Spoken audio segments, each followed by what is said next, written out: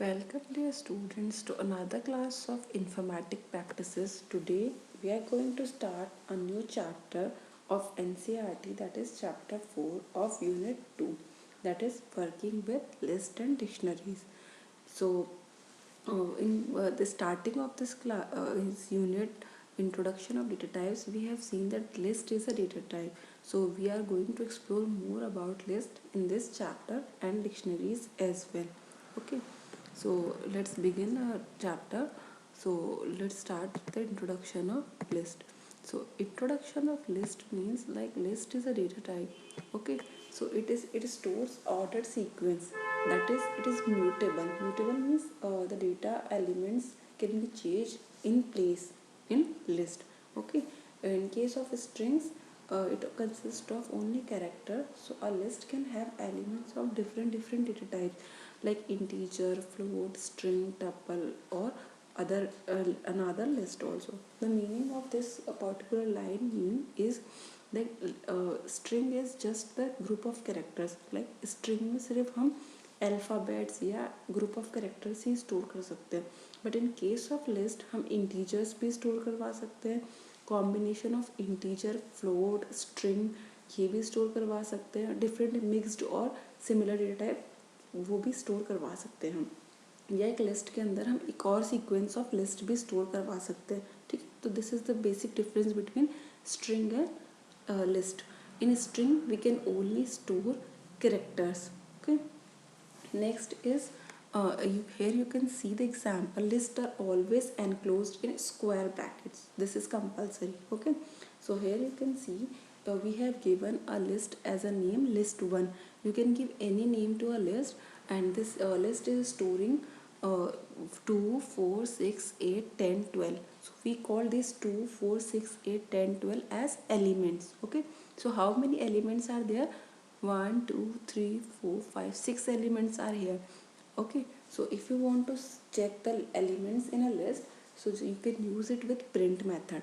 Okay, to display the list we can write print bracket and then list 1, and whatever is the name you have given to that list, you can print that particular thing.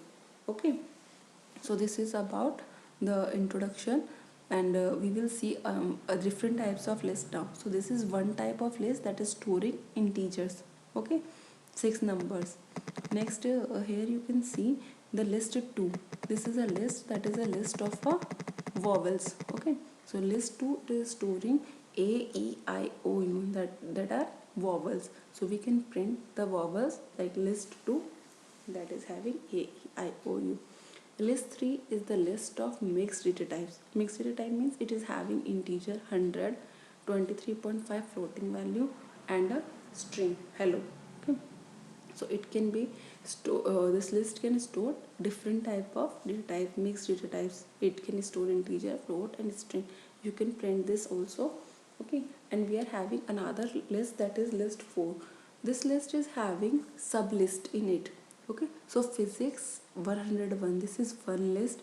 Chemistry 202, that is you can say a name of subject with code. Okay, so this is a sub list. So this list is storing another type of list, so we can call it a list of list called nested list. Okay, so you can just print it also. This is about how which type of elements we can store in a list. Now next topic in this is accessing elements of a list. That means fetching elements from a list. So we can fetch the elements from a list using indexed. Okay, so for understanding this point, I am just showing you a image. Okay, so see here, this is a way we can create and access the list. So this is square bracket means empty list. Second is having list of integers. Third is having list of numbers, that is having floating numbers as well as integer. Next type of list is having list of characters, then list of mixed values, and then list of string. So this is about one list. Next type of list is this. Now try to understand these type, this indexing. Okay, so we are having a list 1, that is having vowel a, e, I, o, u. So indexing, forward indexing will starts with 0. So at 0th index a is there, at 1 index e is there, 2 index I is there, 3 index O is there, 4 index U is there. If we give backward numbering or indexing, then backward indexing will start with negative -1. It will not start with 0, okay, -0. So it will start with -1, then -2, -3, -4, -5. Like this it will go, and forward indexing will go like this. Okay. Now see here, this is our list. So if you want to fetch 0, oh sorry, A, so we can write like this: list 1 square bracket 0. It will give us A value. And from backward indexing, if we want to find, we will write list 1 -5. Okay, so it will fetch this A. Similarly for E, we will write list 1 bracket 1. It will fetch E. And from backward indexing, we will write -4. So like this you can fetch the element from a list. Here we are having another list, that is LST. It is stored 47, true, good, 4.59. So see this list, it is stored in this way. So this 7050, it is the address of something. So at 0th index it will store 17, at 1 index it will store true, 2 index good, and 3 index 4.59. So here lie the memory address of the individual item stored somewhere else. Okay, so like this we can give indexing. Okay, now see here, each element in the list is accessed using value called index. Okay, so first index starts with 0, second 1, and so on. Elements in the list are assigned index value in increasing order. Okay, starting from 0. The spelling is wrong here, it should be starting. Okay, so to access a particular elements, we use a square bracket with the name of the list. Okay, so see here, this example list 1. So here 0 means this, we are fetching this element. Okay, 1 means we are fetching this, 2 means we are fetching this. So here 3 means we are fetching this 8. Okay, that is fourth value. And if you are writing some index that is out of range, you will get the error out of range index value for the list returns error.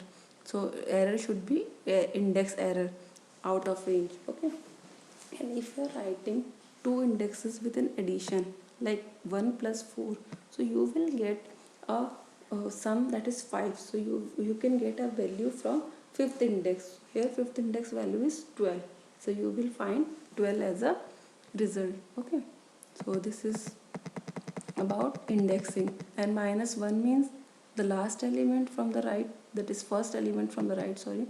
And you can use len method to find the length of this list. Okay, so 6 is the length of the string, sorry, list, not a string. And if you want to get the last element of the list, you can write n-1, that is 12. Or here you can see, to get the first element of the list, you can write list minus n.